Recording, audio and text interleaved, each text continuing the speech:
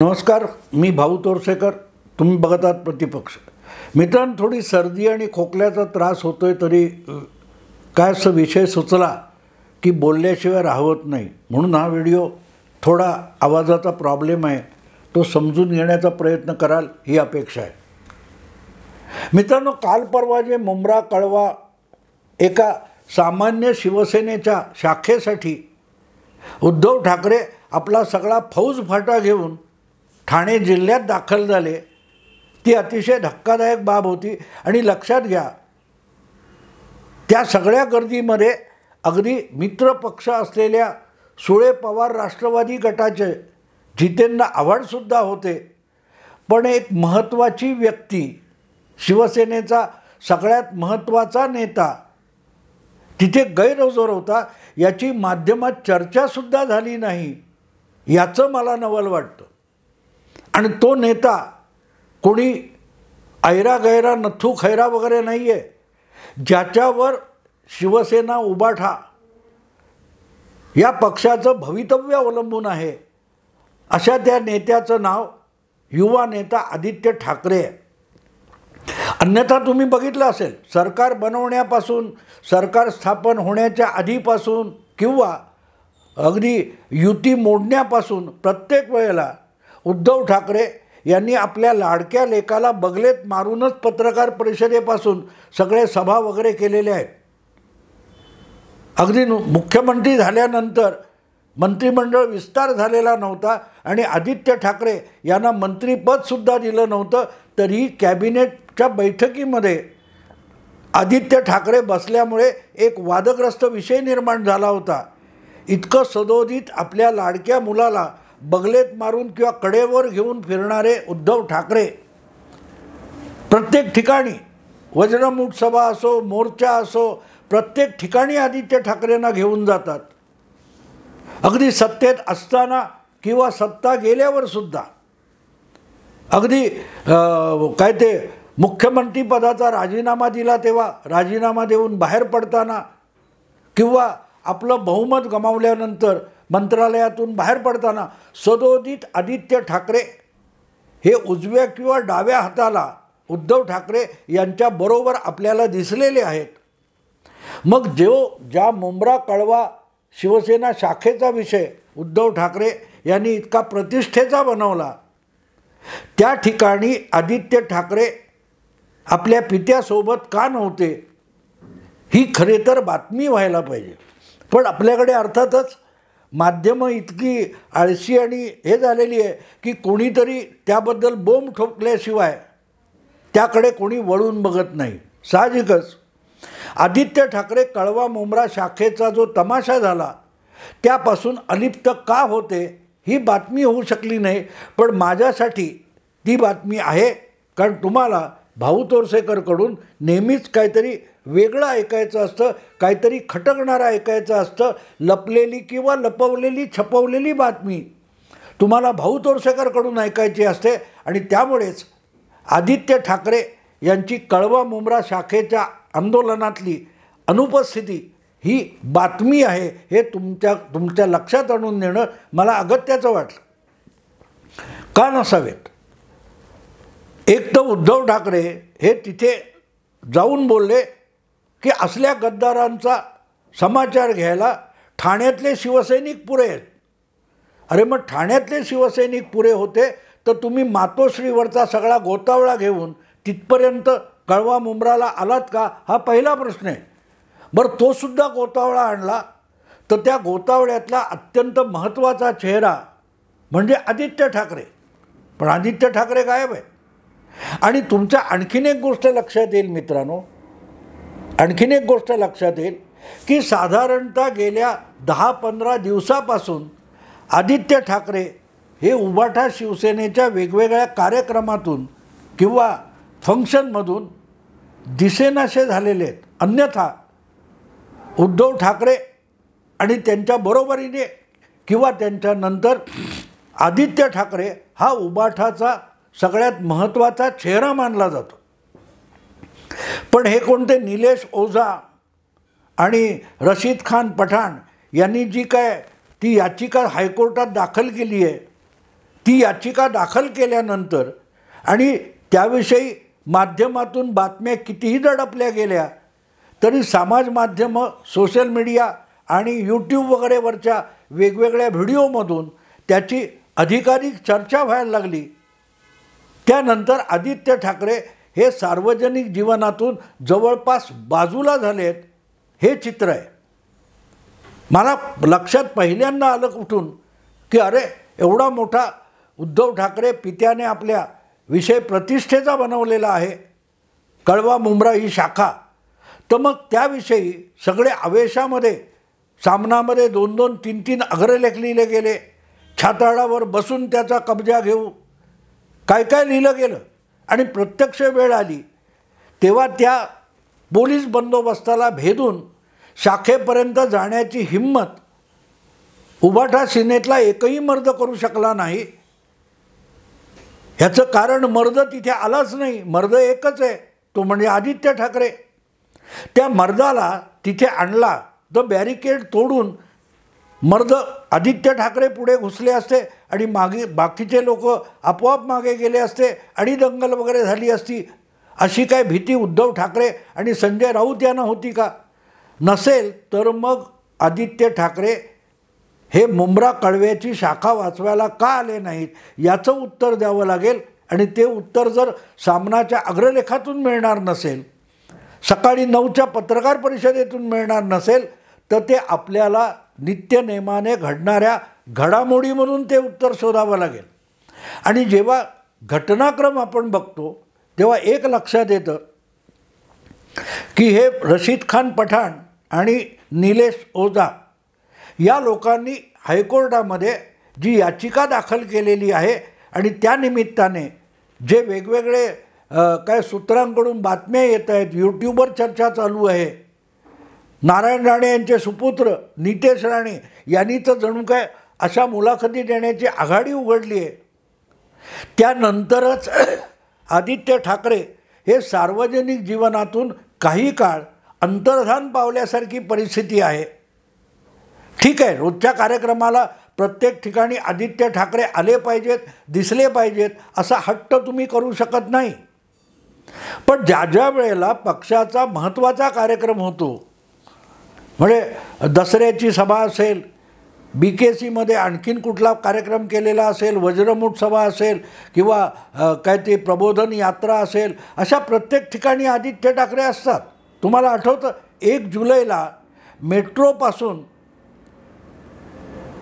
CSTपर्यंत जो long march उभाठा शिवसेनेतर्फे काढण्यात आला, ज्याचं नेतृत्व आदित्य ठाकरेंनी केलं होतं आणि आझाद मैदानाच्या तोंडावर ट्रकवर उभं राहून केलेल्या भाषणामध्ये मुंबई महापालिकेच्या आयुक्तांना आणि प्रशासकांना आम्ही पोलिसांसकट महापालिकेत घुसू अशी धमकी आदित्य ठाकरेंनी दिली होती. ते आदित्य ठाकरे सतत आघाडीवर असतात. हा जो उभाठाचा चेहरा आहे तो मुंब्रा कळवा या प्रकरणामध्ये गायब का होता? बातमीदाराने या बाबतीत चौकस असलं पाहिजे की आदित्य ठाकरे का आले नाहीत. संजय राऊत आले, ठीक आहे, अरविंद सावंत आले, अनिल देसाई आले, अनिल परब आले, अगदी अजूनही तुमच्यात सामील न झालेले जितेंद्र आव्हाड आले आणि उद्धव ठाकरे आगे बढो अशी घोषणा द्यायला लागले. पण आदित्य ठाकरे आले नाहीत. का आले नाहीत? मग त्या जेव्हा घटनाक्रमाची आपण चाचपणी करायला लागतो तेव्हा एक गोष्ट लक्षात येते की आदित्य ठाकरेंनी अस्वस्थ राहावं, सार्वजनिक जीवनात आपल्याविषयी चर्चा कमी व्हावी अशी भीती त्यांना वाटण्याचं एकमेव कारण म्हणजे ही हायकोर्टातली याचिका असू शकते. आणि आजपर्यंत अशा अनेक आरोप झालेत, त्याची त्यांनी पर्वा केलेली नाही. नारायण राणे असोत, नितेश राणे असोत किंवा तुमचे अर्णब गोस्वामी असोत किंवा इतर अनेक जण जे सुशांत सिंग राजपूत आणि दिशा सालियन यांच्या संशयास्पद मृत्यूचा खोलवर तपास झाला पाहिजे यासाठी लढणारे लोक असोत, या सगळ्यांनी वारंवार आदित्य ठाकरे यांच्याकडे अंगुली निर्देश केलेला आहे. सूचक किंवा उघडपणे थेट आरोप केलेले आहेत, पण त्या कुठल्याही आरोपाला उत्तर देण्याचं सौजन्यसुद्धा आदित्य ठाकरेंनी दाखवलेलं नव्हतं. ते आदित्य ठाकरे ह्या रशीद खान पठाण आणि निलेश ओझा यांच्या याचिकेनंतर कॅव्हिएट दाखल करायला धावले आणि आपली बाजू ऐकल्याशिवाय हायकोर्टाने या विषयात कुठलाही निर्णय घेऊ नये इथपर्यंत जेव्हा त्यांना त्याची दखल घ्यावीशी वाटली, तर त्यानंतरच्या काळातले आदित्य ठाकरे हे आपल्याला भिंग घेऊन शोधावे लागतात. ही हायकोर्टातली जी काही याचिका आहे, ती याचिका दाखल झाल्यानंतर उभाठा सेनेचे अनेक काय म्हणतात ते कार्यक्रम झालेले आहेत. पण मला वाटतं शिवाजी पार्कचा दसरा मेळावा हा एक जाहीर कार्यक्रम सोडला तर त्यानंतर आदित्य ठाकरे हे फारसे कुठच्या सार्वजनिक कार्यक्रमात दिसलेले नाहीत. आणि त्यासाठी आणखीन महत्त्वाचा एक संदर्भ तुम्हाला दिला पाहिजे. शिवसेनेचा, शिवाजी पार्कचा, उभाटा सेनेचा जो दसरा मेळावा आहे, त्या मेळाव्याला अर्थातच कोर्टाची परवानगी वगैरे मिळाली, दणक्यात तो मेळावा झाला. पण तो मेळावा संपल्यानंतर आदित्य ठाकरे परदेशी पळून जाण्याची शक्यता आहे असा सनसनाटी आरोप नितेश राणे भाजपचे आमदार यांनी केला होता. नारायण राणेंचे सुपुत्र आहेत त्यांनी आरोप केला होता. त्यावर सुद्धा कुठलाही खुलासा उभाठा सेनेकडून आला नाही. आणि नितेश राणे यांनी अतिशय गंभीर आरोप यासाठी केला म्हणायचा की त्यांनी सांगितलं तो 2-2 विमानाची तिकीटं काढलेली आहेत, पण त्याचासुद्धा खुलासा कुठलाही केला नाही. उलट याच विषयातला आणखीन एक गौप्यस्फोट हा त्या हायकोर्टात दाखल झालेल्या याचिकेचे वकील निलेश ओझा यांनी केला की आपल्याला शिवसेना उभाठाच्या एका आमदाराने फोन करून हा विषय फार वाढवू नका, ती याचिका मागे घ्या, विड्रॉ करा, यासाठी 50 कोटी रुपयांची ऑफर दिली, 50 खोक्यांची ऑफर दिली, असाही एक सनसनाटी आरोप केला. पण त्याविषयीसुद्धा उभाठा सेनेच्या गोटातून किंवा आदित्य ठाकरे यांच्या निकटवर्तीयांकडून किंवा त्यांच्याकडून कुठलाही खुलासा झाला नाही. एक आमची बाजू ऐकल्याशिवाय या याचिकेवर हायकोर्टाने कुठलाही एकतर्फी निर्णय घेऊ नये हे काय कॅव्हिएट आदित्य ठाकरे यांनी दाखल केले. तेव्हापासून आदित्य ठाकरे यांचा सार्वजनिक जीवनातला चेहरा किती वेळ दिसतोय बघा. भिंग घेऊन शोधावं लागेल, गुगलवर सर्च करावं लागेल आदित्य ठाकरे लेटेस्ट, तर तुम्हाला किती सार्वजनिक कार्यक्रमामध्ये, सार्वजनिक आंदोलनामध्ये आदित्य ठाकरे सहभागी झालेत ह्याचा शोध घ्यावा लागतो. आणि मला पण ही गोष्ट लक्षात आलेली नव्हती. पण काल परवा ज्यावेळेला कळवा मुंब्रा त्या शिवसेना शाखेसाठी उद्धव ठाकरे यांनी आपली सगळी ताकद आणि आपली प्रतिष्ठा पणाला लावणारं आंदोलन केलं, अगदी पोलिसांना बॅरिकेडला धक्का देऊन आव्हान निर्माण करावं लागलं, तिथेसुद्धा आदित्य ठाकरे दिसले नाहीत. तेव्हा मला लक्षात आलं कुछ तो गडबड है दया, कुछ तो गडबड है, याचा शोध घेतला पाहिजे. आणि मग मी गेल्या दीड महिन्यात महाराष्ट्राच्या आणि मुंबईच्या सार्वजनिक जीवनामध्ये ज्या काही घटना आणि घडामोडी उभाठाच्या संदर्भाने घडल्या त्याचा मागोवा घेत गेलो तर माझ्या लक्षात आलं आदित्य ठाकरे जवळपास सार्वजनिक जीवनातून अंतर्धान पावलेले आहेत. अन्यथा मी तुम्हाला सुरुवातीला सांगितलं की गेल्या 4-5 वर्षामध्ये आदित्य ठाकरेंना जणू काय पिता उद्धव ठाकरे कडेवर घेऊन फिरवत होता.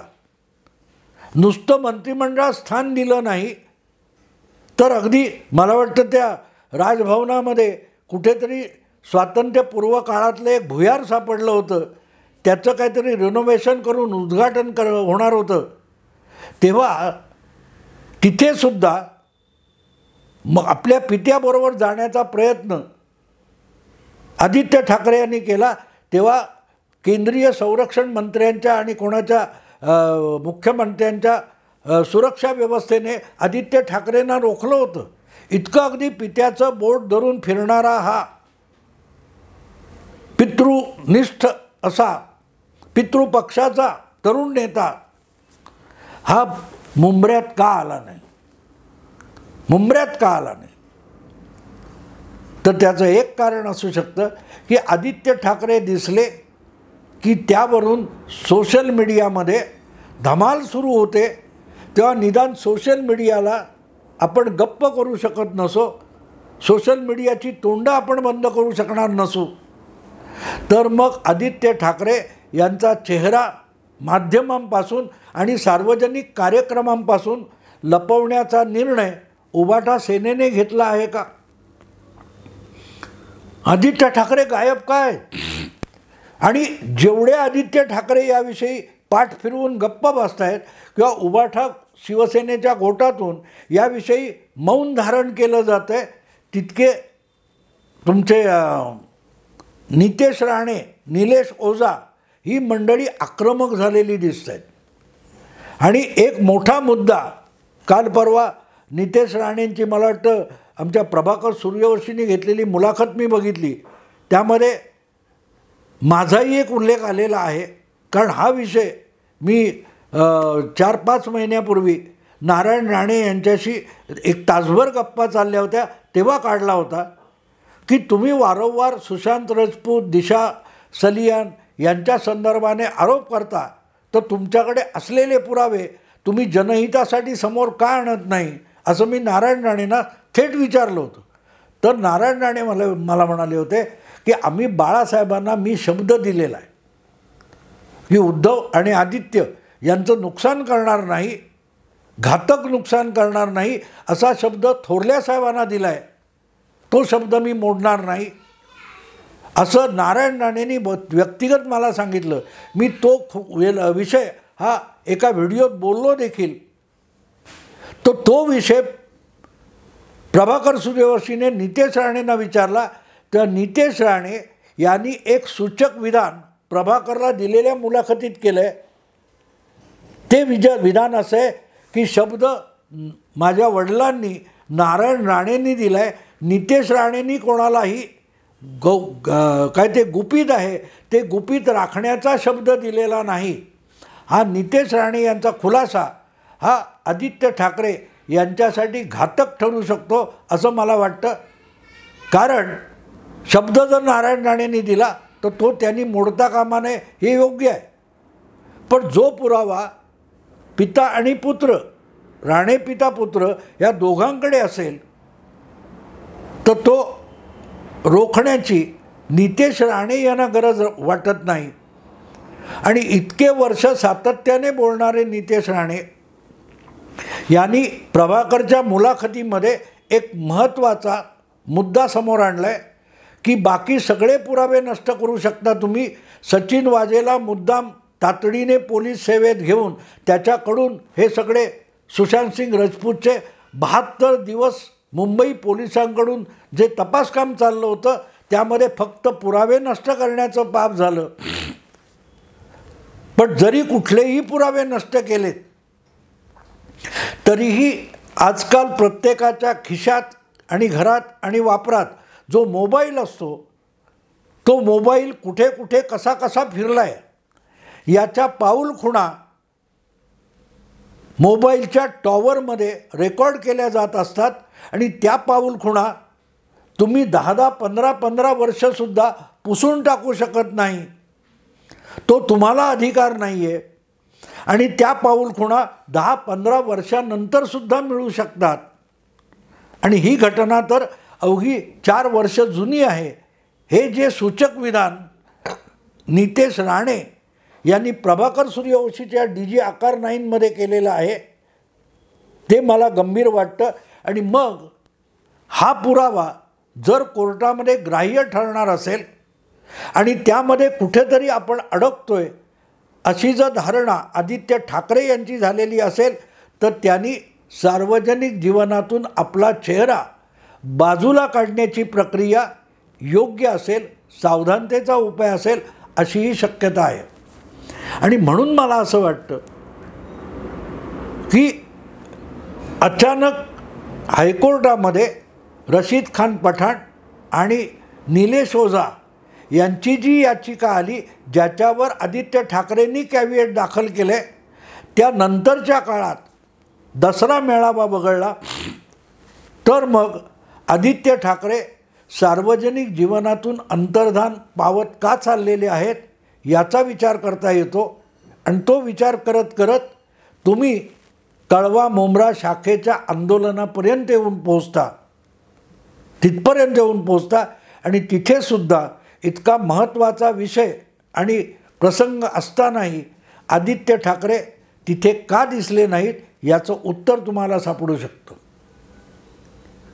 काही काळ गायब राहणं हे सुद्धा त्यांना आवश्यक वाटत असेल, पण जितके ते अंतर्धान पावतील तितके हे सगळे दीर्घकाळ दबा धरून बसलेले निलेश ओझा, नितेश राणे, आणखीन कोण रशीद खान पठाण किंवा इतर अनेक लोक असतील, ते हिरिरीने पुढे येणार आहेत.